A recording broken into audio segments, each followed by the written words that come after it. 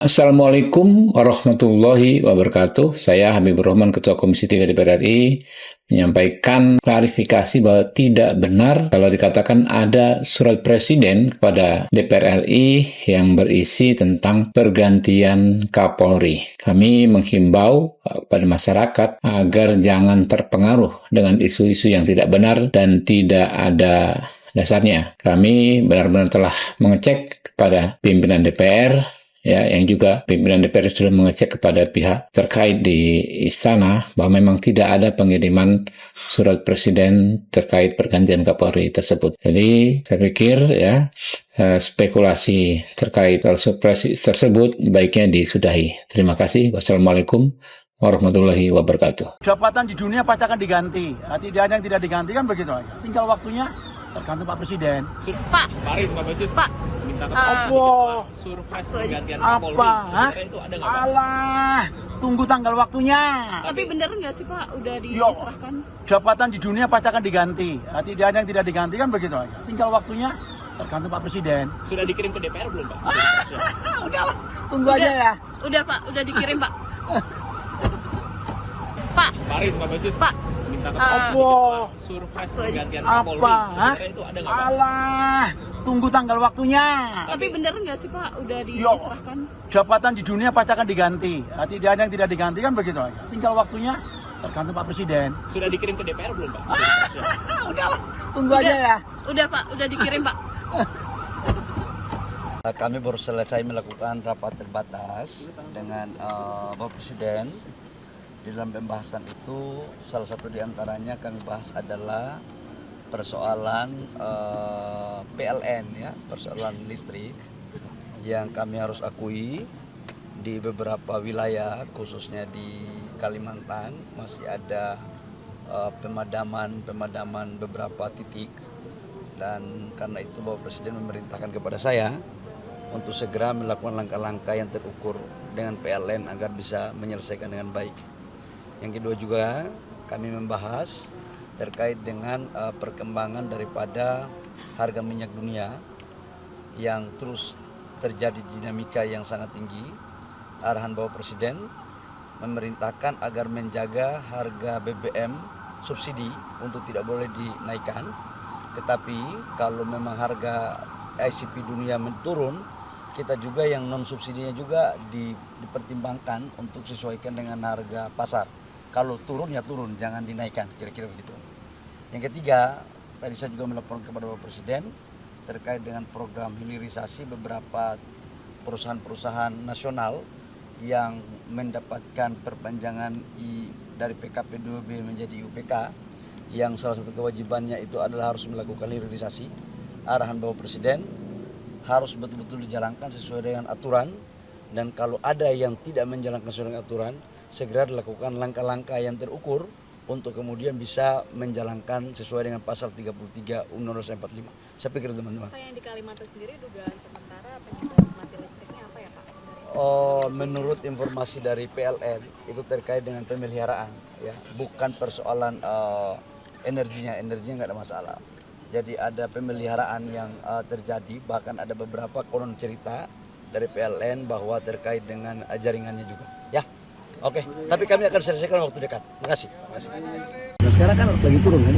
Tapi kedepannya mungkin akan naik apa turun, Pak? Mungkin dengan Tergantung kondisi geopolitik dunia. Tapi yang penting gini loh, yang penting adalah BBM. Anda rapat hari ini apa ngantar pertemuan apa agendanya, Pak? Ya datang mau melapor kepada Bapak Presiden untuk melakukan konsultasi terhadap pekerjaan rutin di SDM. Apa aja salah satu? Ya menyangkut energi, menyangkut dengan listrik juga. Pak, terkait BBM itu turun pertamax itu gimana? Ya kan saya dari awal katakan bahwa menyangkut dengan BBM yang non subsidi itu harganya itu kan memang akan mengikuti harga pasar dunia ICP. Jadi kalau harga dunianya turun, dengan sendirinya akan terkoreksi.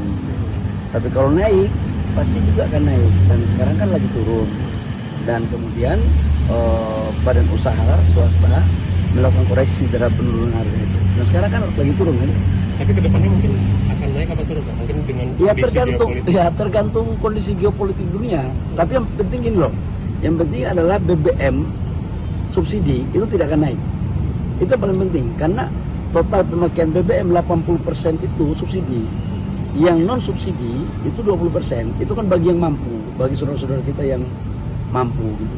Tapi kalau yang 80% itu tetap menjadi bagian yang ditanggung jawab oleh pemerintah, yaitu subsidi. Ya. Terima kasih, Pak.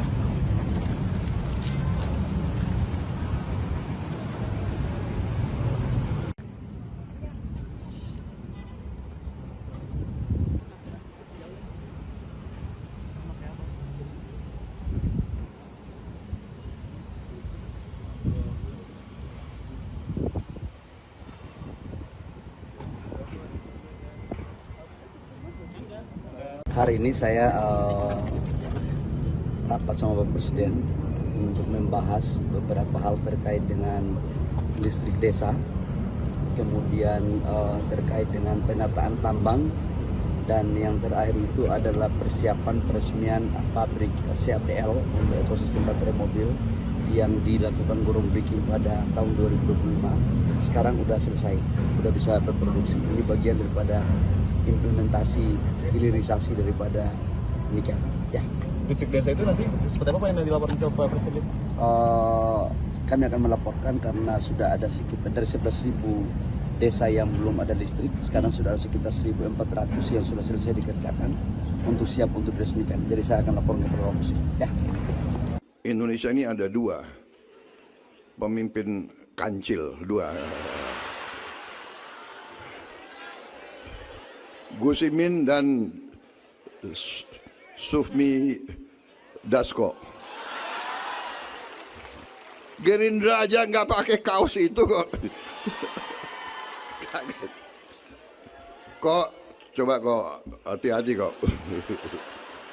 Lu mau jadi ketua harian lagi nggak lo?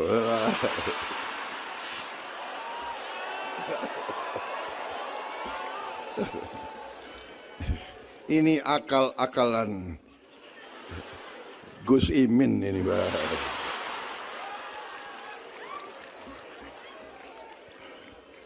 Memang di Indonesia ini ada dua pemimpin kancil, dua.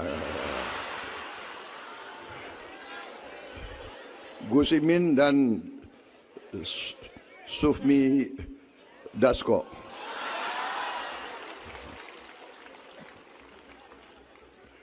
Subscribe, share, like, and comment. Subscribe, share, like, and comment. Subscribe, share, like, and comment. Subscribe, share, like, and comment.